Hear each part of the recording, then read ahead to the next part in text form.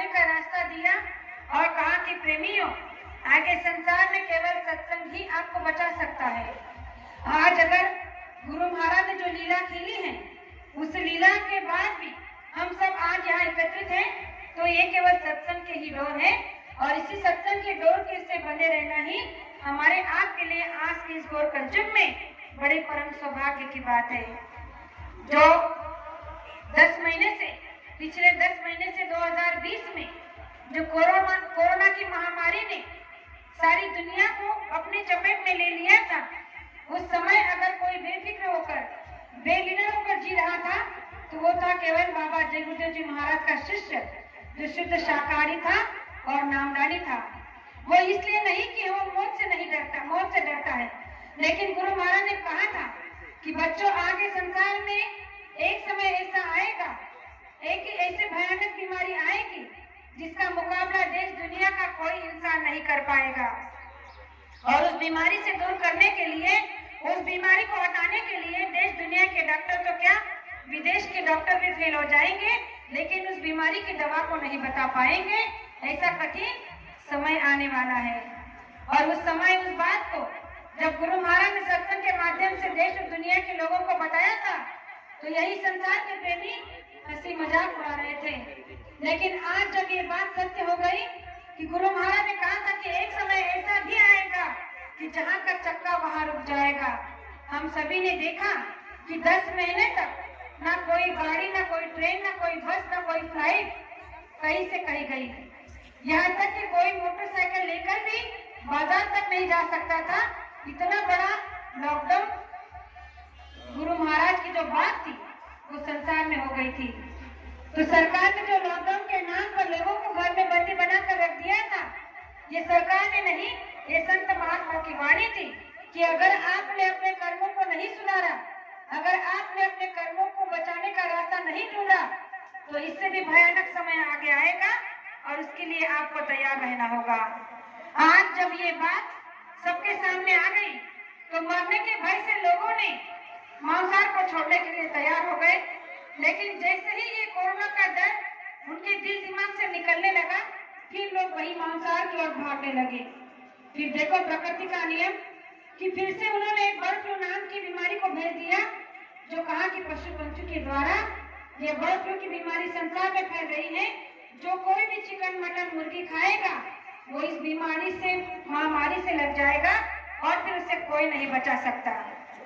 प्रेमियों, ये प्रकृति के संकेत बाबा जय गुरुदेव जी महाराज ने कई वर्ष पहले हमें बता दिए थे, लेकिन आज जब संसार के प्रेमी इस बात को मानने के लिए तैयार नहीं है, तो गुरु महाराज ने कहा था कि आप केवल बुक्कू बनकर बताते रहना, मानना ना मानना उनका काम। आप केवल अर्जी आपकी रखना, मर्जी उनकी रहने देना। फिर जब उनके पास समय आएगा और जब समय का डंडा उन्हें पड़ेगा और जब उनसे पूछा जाएगा, क्या तुम्हें कलयुग में किसी ने समझाया नहीं था? क्या कलयुग में तुम्हें किसी ने बताया नहीं था कि मांस मदिरा का सेवन करना मनुष्य जाति के लिए कितना हानिकारक है? तो उस समय उनके आंखों से आंसू नहीं, खून के आंसू बहेंगे। तो गुरु महाराज की एक एक वाणी आज सत्य हो रही है। लेकिन फिर भी प्रेमियों, आज इस बात को समझने के लिए जब सत्संगी तैयार नहीं है, तो संसारियों की बात तो और है। बहुत सारे प्रेमी आज इसी भ्रम में भटक गए हैं कि गुरु महाराज चले गए, अब जब गुरु महाराज ही नहीं तो हमारा व्रत रखने का क्या मतलब है।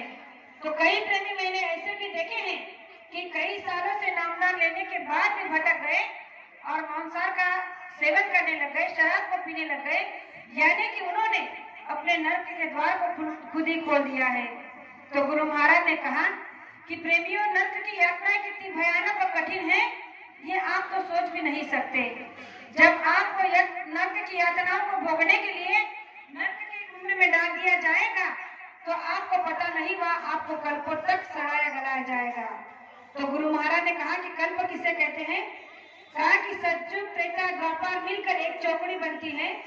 ऐसे 12 चौकड़ियों का एक मनु बनता है और ऐसे 14 मनु का एक कल्प बनता है। जरा आप सोचो, जब इतने कल्पों तक हमारी आपकी जीवात्मा को नर्क की यातनाएं भोगनी पड़ेगी, तो क्या आपको आराम मिलेगा, सुख चैन मिलेगा? बिल्कुल नहीं। तो ये फिक्र केवल संत महात्मा को होती है, परम पिता परमात्मा को होती है, और इसीलिए वो हमारे आपके लिए रास्ता निकालते रहते हैं। लेकिन आज के संसार के प्रेमी इस बात को समझने के लिए तैयार नहीं है। तो आगे आने वाले भयानक से भयानक बीमारी से लड़ने के लिए गुरु महाराज ने कहा कि आप तैयार हो जाना। फिर गुरु महाराज ने कहा कि गुरु आदेश का पालन करना ही इस घोर कलयुग में गुरु की एक सच्ची भक्ति कहते हैं। इसलिए गुरु महाराज की भक्ति का करना आज के सभी मानव जाति के लिए, सभी सत्संगी प्रेमियों के लिए एक बहुत बड़ा आदेश है। आप कहोगे कैसे? गुरु महाराज ने कहा कि सत्संग में आते हो, गुरु के वचनों को बताते हो, ध्यान भजन के बारे में बताते हो, लेकिन ध्यान भजन करते नहीं हो। तो गुरु महाराज ने कहा कि जब तक ध्यान भजन करोगे नहीं, तब तक गुरु की दया कैसे मिलेगी? और गुरु की दया मिलने के लिए जो है आपको सुबह 1 घंटा, शाम को 1 घंटा नियमित रूप से ध्यान भजन करना होगा। तभी जो है आपका रास्ता खुलेगा, आपकी जीवात्मा जगेगी और वहां जाएगी जहां से वो आई है। तो इस पर गुरु महाराज ने एक छोटा सा प्रमाण दिया था कि एक बार नानक जी एक गांव से गुजर रहे थे, तो उस गांव